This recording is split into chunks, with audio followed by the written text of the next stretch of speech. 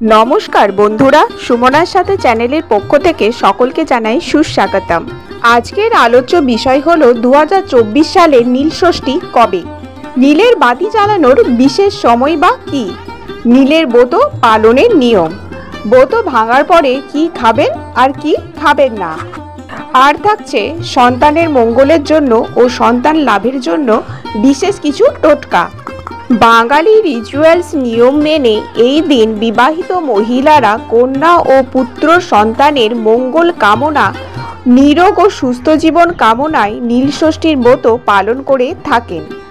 নীলষষ্ঠীর পরের দিনই মাসের শেষ দিন হিসাবে পালিত হয়। সেদিন সংক্রান্তিও পালন করা হয়। নীলের পুজোর পরের দিন বাংলা ক্যালেন্ডার মতে একটি নতুন বছরের সূচনা হয়। 2024 সালের নীলষষ্ঠী কবে? 2024 সালে নীলষষ্ঠী পড়েছে 12ই এপ্রিল অর্থাৎ 29শে চৈত্র। বাংলা ক্যালেন্ডার অনুসারে এবছর 12ই এপ্রিল পালিত হবে নীলষষ্ঠী। এদিন সন্ধ্যা লগ্নে পুজো দেওয়া হয়। ষষ্ঠীর উপবাস ও ব্রত রেখে শিবের মাথায় জল ঢালেন মায়েরা। এবারে আসুন জেনে নিন বাতি দানের বিশেষ সময়। নীলষষ্ঠীর তিথি শুরু হচ্ছে ইংরাজির 11ই এপ্রিল 2024 এবং বাংলার 28শে চৈত্র 1430 বৃহস্পতিবার সন্ধ্যা 6:21 থেকে। নীলষষ্ঠীর তিথি সমাপ্ত হবে ইংরাজির 12ই এপ্রিল 2024 এবং বাংলার 29শে চৈত্র 1430 শুক্রবার সন্ধ্যা 5:03 মধ্যে।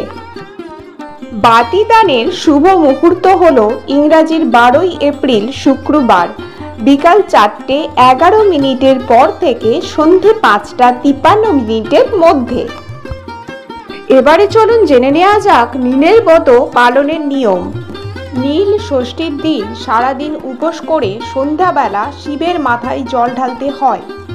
এরপর শিবের মাথায় বেলপাতা, ফুল ও একটি ফল ছুঁয়ে রাখতে হয়। এরপরে অপরাজিতার মালা পরিয়ে সন্তানের নামে একটি মোমবাতি জ্বালিয়ে প্রার্থনা করতে হয়। নীল ষষ্ঠীতে মূলত সন্তানের কামনায় উপোস করে থাকেন মহিলারা। তবে শুধু বিবাহিত মহিলা নন, অবিবাহিত মহিলা এবং অনেক পুরুষও এই ব্রত পালন করেন নিষ্ঠা ভরে। তবে মনে রাখবেন, দেবাদিদেব মহাদেবের পুজোয় অভিষেকে শঙ্খধ্বনি যেন করা না হয়। মহাদেবের মাথায় জল ঢালার জন্য লোহা বা স্টিলের পাত্র ব্যবহার করবেন না। সবসময় পিতল, তামা বা অন্য কোনো ধাতুর পাত্র থেকে জল অর্পণ করবেন। প্যাকেটের দুধের বদলে নিবেদন করুন গরুর খাঁটি দুধ। দুধ না পেলেও ক্ষতি নেই, মহাদেব শুধু জলেই সন্তুষ্ট। মহাদেবের পূজায় সিঁদুরও ব্যবহার করতেন নেই, রাখবেন না হলুদ রঙের কোনো জিনিসও। মহাদেবের পূজায় তুলসী পাতা ব্যবহার করবেন না। সাদা ফুল অর্পণ করলেও চম্পা ও কেতকী ফুল পূজায় দেবেন না। নারকেলের জল শিব পূজায় ব্যবহার করবেন না, অর্পণ করুন ডাবের জল। চালের গুঁড়ো কখনোই দেবেন না। সৌভাগ্য ও শুভ ফল পেতে দিন গোটা আতপ চাল। এবারে চলুন জেনে নিই নীলের ব্রত ভাঙার পরে কি কি খাবেন আর কি কি খাবার খাবেন না। উপোস ভাঙার পরে ভাত কিংবা আটার তৈরি খাবার খেতে নেই। ফল, সাবু বা ময়দার তৈরি খাবার খান। অনেকে এই দিনে সৌন্দক লবণ খেয়ে থাকেন, যে নিয়ম মানা অত্যন্ত শুভ বলে মনে করা হয়। এবারে জানুন সন্তানের মঙ্গলের জন্য ও সন্তান লাভের জন্য বিশেষ কিছু টোটকা। সবার প্রথমে মনে রাখতে হবে, শিবের পুজো করার সময়ে যেন কোনোভাবে শিবলিঙ্গের গায়ে আঘাত না লাগে। খুব ধীরে ধীরে শিবলিঙ্গের পুজো করতে হবে। সন্তানের মঙ্গলের জন্য গঙ্গা জলে কাঁচা দুধ, কাঁচা হলুদের রস, সাদা চন্দন মিশিয়ে শিবলিঙ্গে অর্পণ করুন।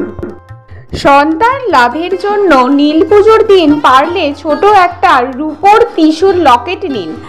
তারপর একটি পাত্রে সাদা চন্দন দিয়ে তার ওপর ত্রিশূলের লকেটটি রাখুন। যে কোনো সাদা ফুল 108টি জোগাড় করুন। 108টি ফুলে ওম নমঃ শিবায় বলে এই ত্রিশূলের লকেটের ওপর দিন। তারপরে সেই লকেটটা শিবের মাথায় ছুঁয়ে নিজের গলায় ধারণ করুন।